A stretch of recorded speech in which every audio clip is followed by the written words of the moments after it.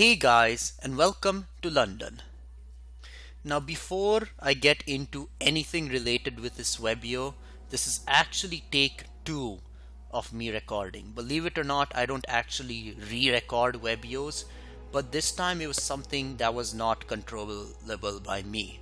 When I was recording around the 16th or 17th minute of this Webeo, which was near the end, all of a sudden my display drivers crashed. Like they just crashed. Google Earth closed, but the taskbar didn't show up. My computer essentially had to be restarted. So I was really mad. I wasted all that time. I know it's only 15 minutes, but I rampage a lot when I get work done and it goes to waste. Hopefully though, since I already narrated much of this already, this will go better than some of my other Webeos where I have to stammer. So without out of the way, welcome to the UK and London. Many of you have been asking me to go outside the USA, and I am here in London. Now, that's not the only new thing I'm doing. And to begin with what new thing I'm doing, we're not going to where I put my stuff, but actually London Heathrow Airport. Now, London Heathrow has 80 million passengers pass through its doors and gates, I guess, every single year. I guess you really can't call it doors. It has multiple doors. I'll just say collection of gates. 80 million people nonetheless. It has the highest passenger to runway ratio of any airport in the world, and it's the third busiest airport in the world. Its passenger numbers have also been steadily rising. So what both engineers and airline companies have been trying to do is to maximize the capacity given in this space right here. One option is to build a third parallel runway just south of the M4 motorway right here. However, this would destroy a lot of homes and would increase the distance required for planes to travel from this new northerly runway to the actual airport terminals. Another option that is already starting to be implemented is a usage of larger aeroplanes. For example, the Airbus A380. The Airbus A380 seats more than 500 people and it still only counts as a single aeroplane by the London Air Traffic Control, and thus can, in theory, increase the capacity almost twofold. However, there's a problem with that.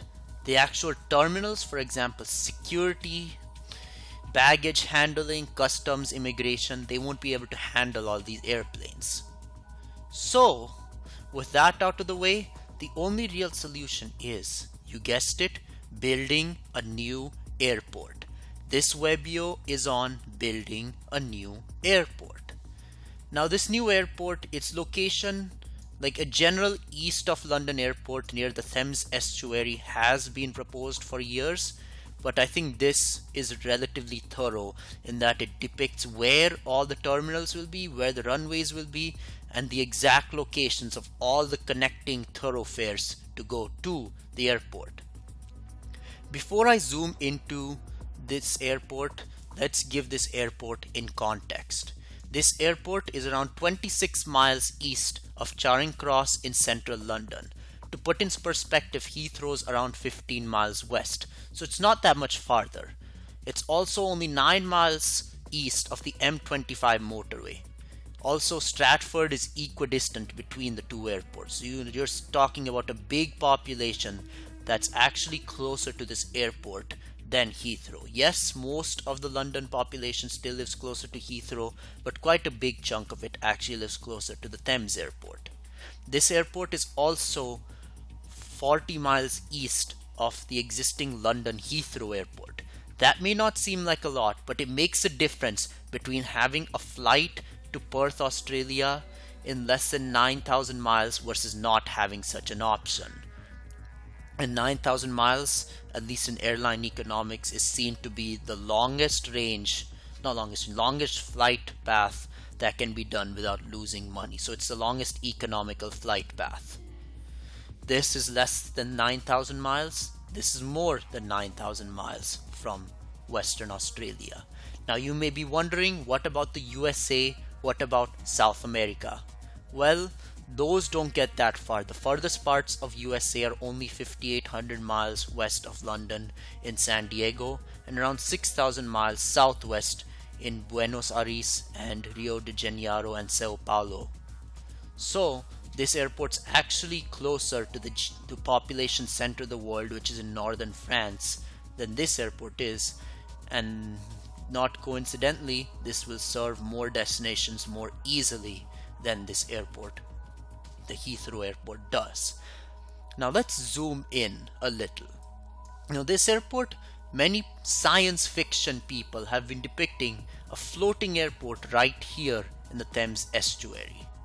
However, I want to be realistic. This is not a Vision 2100 Webeo. At most, maybe this is a Vision 2025, 2030. This is not Vision 2100. This is a very easily doable project given today's technology. For example, the vacuum tubes I did, that can't be done in many years to come. I wanted to make this a more immediate fix to the problem of London Heathrow's overcrowding. It's also located so that no homes will be destroyed. Now, some ecological people may be like, well, sir, that is going to destroy a lot of marshlands and hurt the local ecosystem. However, I think building it here will hurt less than building it in the middle of the estuary where thousands of aquatic life could be harmed, or building it where many homes are. This is the closest reasonable flat place. I could have built it in Essex too, but Essex is a little more hilly, so that's why I chose very far northern Medway, right when the Thames turns to the east from coming north, right here, just north of Cliff. Now let's zoom in more and get to the actual airport. This airport has 2 green lines and a lot of indigo polygons. Now you may be wondering, this is not a polygon. Well, Google Earth calls them polygons, so just go with it. Also, believe it or not, this is the first time polygons have ever been used in a Webeo. Yes, I have done more than 30 episodes. I've only used lines. Let's try something new. Let's do polygons. So this largest red polygon here represents the actual land for the airport. As you can see, it goes right next to the river, as many other airports are already by the sea or rivers, so that the land is flat and it will be relatively easy to construct without a lot of land flattening and home destroying. There is also open space here so that not all vegetation would have to be destroyed to build such an airport. Next, we will get to the green lines. The green lines represent the runways. Each of these runways is exactly 4,000 meters long, and believe me when I said 4,000 meters, there's a proof right there. I spent like 2 minutes trying to get that right, zooming in so much. If you have a 4K monitor, it would be so much easier to do that, but I only have 1080p, so that's what I had to do, but it worked out. 4,000 meters, to put in context, Dubai International Airport also has 2 4,000 meter long runways, and those can handle A380 flights all the way to New Zealand. So I think 4,000 meters is enough for an runway. 4,000 miles would put you in like the central USA or India from here. Not 4,000 miles, I know, 4,000 meters. So those are the runways. Next we get to the terminal and concourses. This little horseshoe magnet thing here, not really little, it's actually pretty large. It's around 500 meters from side to side. That is the terminal. This terminal, I'm going to relate this very much to London Heathrow's Terminal 5, in that this will also have gates along the outside like this. So London Heathrow Terminal 5 has all the check-in counters, security, customs, immigration, baggage, all of that. But it also has some couple gates along with its additional concourses. This is a very similar idea in that this will be a terminal and also have some gates.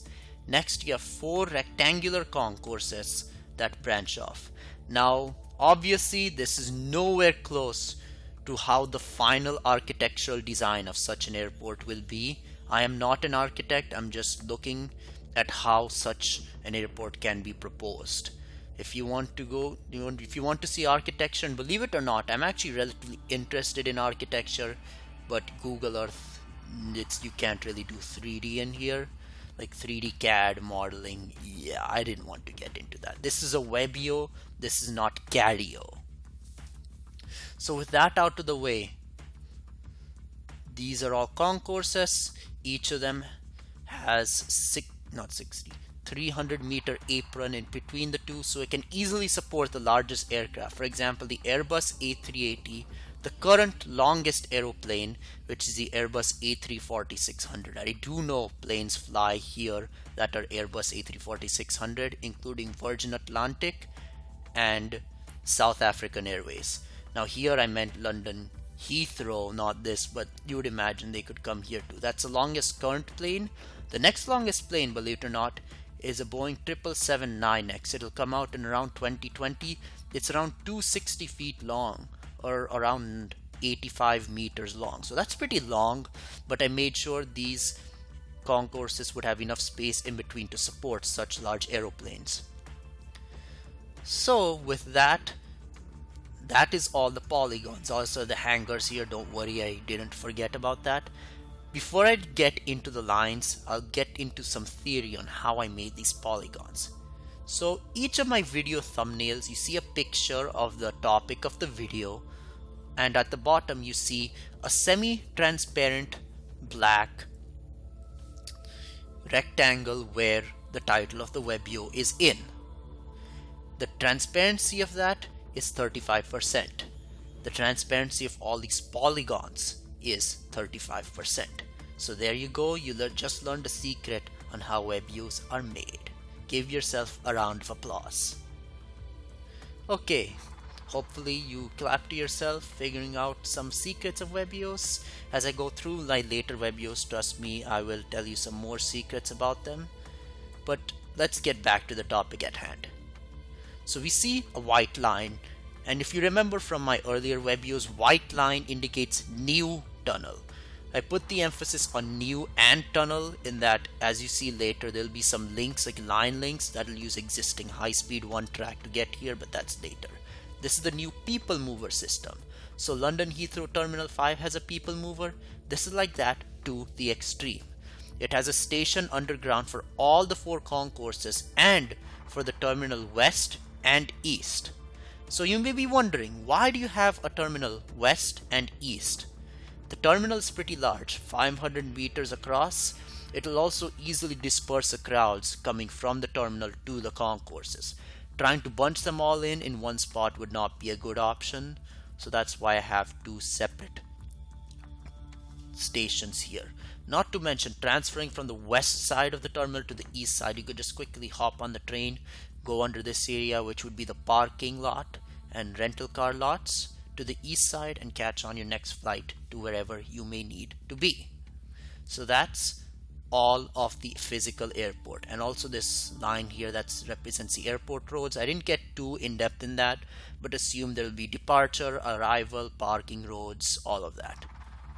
I'm not a parking lot or parkade engineer, but that's a general synopsis on how the roads will go. Now you may be wondering, I have these lines here, what are they for?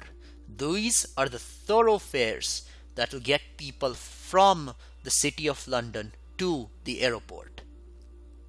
Let's start with this, which is a railway line, and I'm actually going to start in central London, Camden Borough, right where St. Pancras station is. If you have been on Eurostar, Javelin or other Southeastern High Speed trains, you have seen that they start at the newly renovated St. Pancras terminus. I was about to call it the Eurostar terminus. It's St. Pancras terminus. It'll go through, now this is all existing track. It'll go underneath the existing overground line, increasing to a speed of 230 kilometers per hour, which is also equal to 143 miles per hour. It'll continue straight into Stratford. Oh yeah, and by the way, This is all part of the London High Speed 1.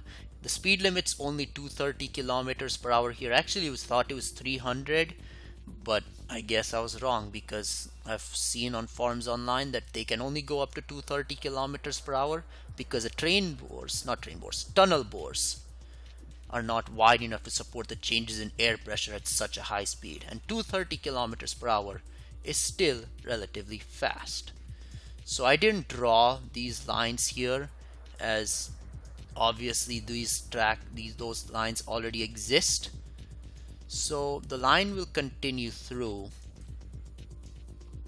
I'm trying to find where the high-speed line is. I believe it's somewhere here. It comes above ground, and it'll continue through at 230 kilometers per hour. It'll go through the M25 motorway at the Queen Elizabeth Bridge before tunneling under the Thames River. This is all existing tracks, so this won't have to be built. It'll stop at Ebbsfleet International on the high speed side, not on the side that goes towards the Medway side, like Gravesend and that direction, but it'll stay on the high speed side. Some trains will stop at Ebbsfleet, others will not. They will continue. Now the speed limit will become 300 kilometers per hour, but I'm going to keep the speed at 230 kilometers per hour for obvious reasons, in that the line will anyways be exiting the existing high speed 1 line.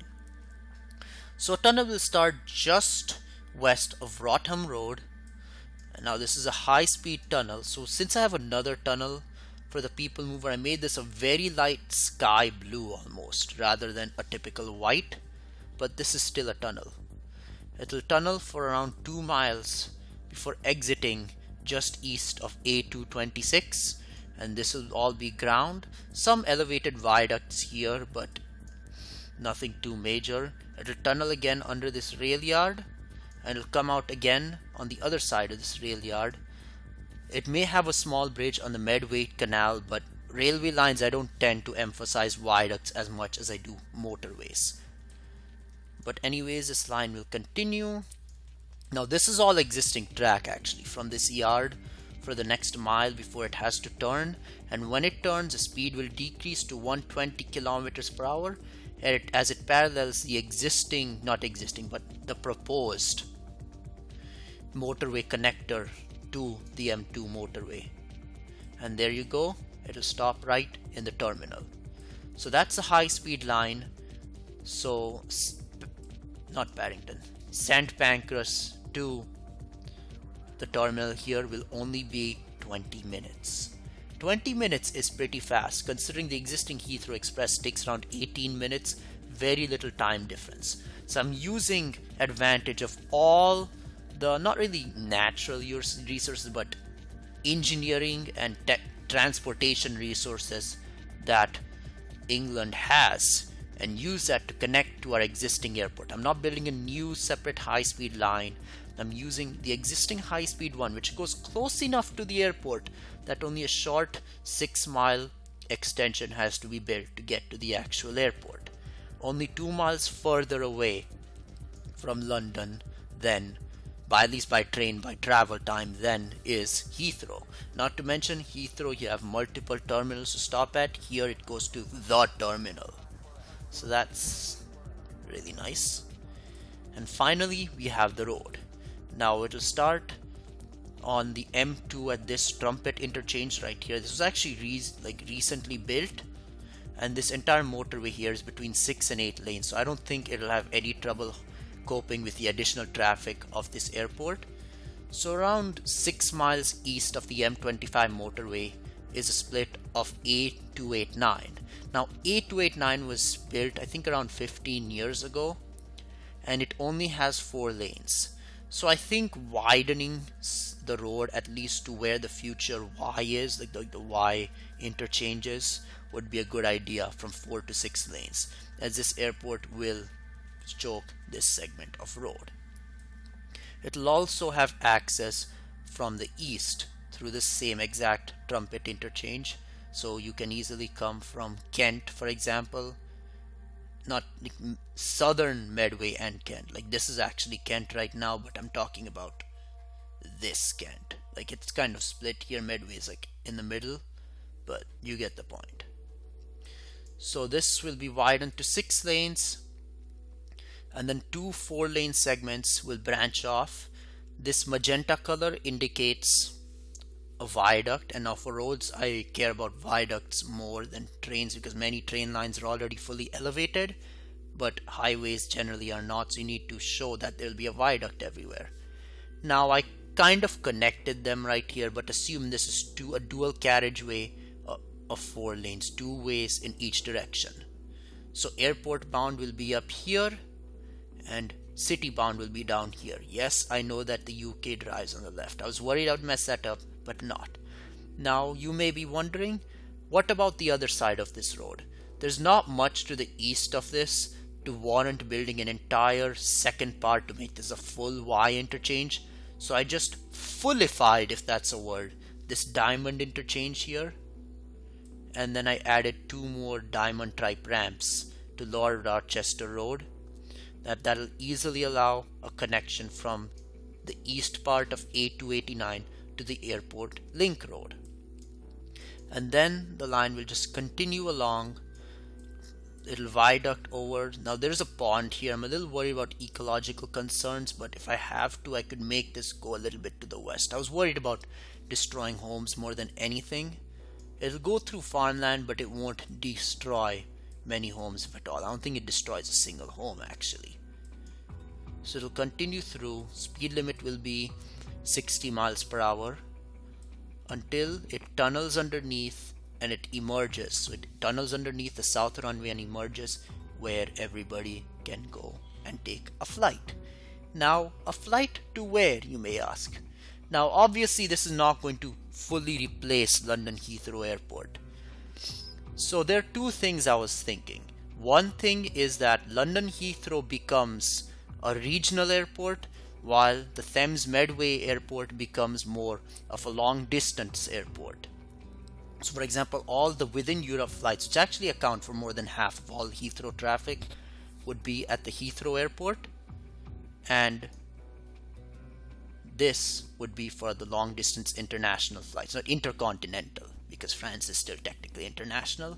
Another option is to place British Airways and their Oneworld partners at Heathrow Airport, and placing SkyTeam, Starlines and Middle Eastern carriers, among with others, at the new terminal and airport right here. Those are just suggestions, but this is supposed to complement the existing airport in Heathrow. So that's it. I hope you like my all new type of proposal of an airport.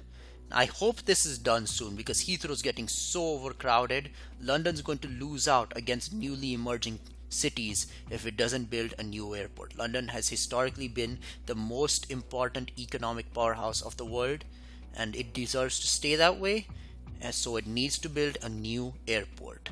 It will not destroy a single home, just the ecological issues, but besides that, this is an amazing idea. Thank you for watching this Webeo. I know it was a bit long, but it turned out to be really nice. Honestly, I already practiced this before everything went wrong, so I know what I'm doing now. Thankfully I didn't make many mistakes like I many times do. It may not seem like it, but I kind of fix mistakes similar to how I improvise in jazz band. I play trombone in jazz band, so if you make a mistake, just go with the flow. That's exactly what I did. So that's it. Thank you for watching.